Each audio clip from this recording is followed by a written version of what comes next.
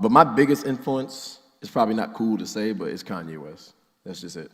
He's the best. What artist do you most want to collab with? Kanye or Maru motherfucking West? You gotta do one of these in front of your idol. Sneeze, burp, or fart. I'm gonna have to go with fart, but like my favorite artist ever is Kanye. So I don't think I'd mind farting in front of Kanye. He would probably fuck with that shit. He baptized me. Best artist, living or dead? Well, I used to have a go-to answer for that, but this motherfucker talked his way out of that. So let me think. Bro, I don't know, man. It's Kanye, man. I gotta still say Kanye. That's the only person I can think of, even though he's batshit insane. Is there anybody you're looking forward to working with, or is that like kind of? That's under wraps. That's definitely under wraps. But I want to work with Kanye still. I don't give a fuck. Kanye West is the best person at making a final product. Every one of his final products changes niggas' lives. College Dropout, Late Registration, Graduation, 808s, Dark Twisted Fantasy. He's the best to me. To me, he's the bar, personally. Like, just all time. My favorite artist of all time. That's probably my biggest influence. But the biggest influence for me on that is Kanye, because Kanye is the best at that. I don't even know how he does it, yo. He's the absolute best at taking like an idea and just presenting it in a crazy way. So that's what I try to do. I try to take complex ideas and present them in simple ways, in ways that'll make you jig rather than turn you off. But you also, like many of us, revere Kanye. Yeah, right. Absolutely. And you said that I'm not going to judge Kanye because who knows what type of stupid shit I would say when I'm over 40. The Kanye shit, yeah. When I'm 40, I'm 30, right? I just turned 30. When I'm 40, I don't know what the fuck I'm going to think. There's no telling. I watched Kanye get on fucking paid programming and say, George Bush don't care about black people. That's right. So, like, I have a different He was our perspective. hero. I'm saying, bro, I'm like, at some point, or this nigga knows what the fuck he's doing. So, like, if he's doing it, I don't know what his reasoning is. I don't know what he's going through, etc. But Kanye has earned the right from me because, like, College Dropout, etc., etc. This nigga has earned the right to do whatever the fuck, like, you know what I'm saying? Like, If you really look back, this nigga dropped College Dropout, classic. Late Registration, classic. Graduation, classic. He could have just stopped. Then he did 808s.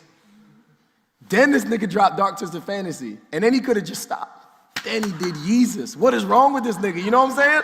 Like, he's crazy. He's the best, yo. He's the absolute best. that's it. Yeah. That basically sums up my feelings on it. Kanye made Jesus Walks. And then he dropped Life of Pablo, too. I love that shit, too. Like, his final products, he's excellent at editing things down. So I look up to him a lot. Favorite Kanye project? It's Life of Pablo now. What was it before? Dark Twisted Fantasy. Well, which project out the ones you've named would you look to as the biggest, I don't know, your favorite in some way? From him? Yeah. I'd probably say either Dark Twisted Fantasy, Yeezus, or Life of Pablo is my favorite ones of him. Probably Dark Twisted Fantasy.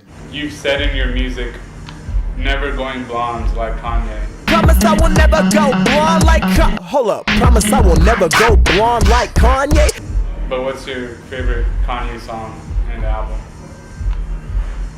That's hard. My favorite Kanye song it might be Runaway and Dark Twisted Fantasy. It's hard. It's gonna be hard to knock Dark Twisted Fantasy off because When Dark Twisted Fantasy came out, I was in the military and I had to escort someone to a psych ward because they tried to they pulled a knife on one of the officers. So I had to escort him to a psych ward and I had to stay in the psych ward with this guy. And Dark Twisted Fantasy dropped like that day. And I was just listening to it in a psych ward like, what? I was like, what? It blew my fucking mind, yo. So I don't think anything he does can replace that just because of the time and moment I was in. I was like 20 and yeah, it changed my life. when that came out, I was in the desert in Kuwait and I was counting the days to when I was gonna leave. And Dark Twisted Fantasy came out a month before I dipped, so I knew like when Dark Twisted Fantasy came out, I got a month left. So it's gonna be hard to top that. What did you think of him being brought out of Rolling Loud last minute? Oh, he canceled? Yeah, he canceled, but he got brought out. I'm pretty sure Lil Durk brought him out as Cudi was getting booed. And he played Father Stretch My Hands Part 2 that Cudi is on. What the wait, why did he cancel if he just showed up anyway? I don't even... That's a funny dude, man. Kanye comes around your house. What are you cooking, Kanye? Something kosher. JPEGMAFIA, as a kid, you once stole some CDs? Yes, I did. What CDs were they? I stole a Corinne Bailey Rae CD, and I stole, I think Kanye West Graduation. I think I stole those 2 CDs from Walmart.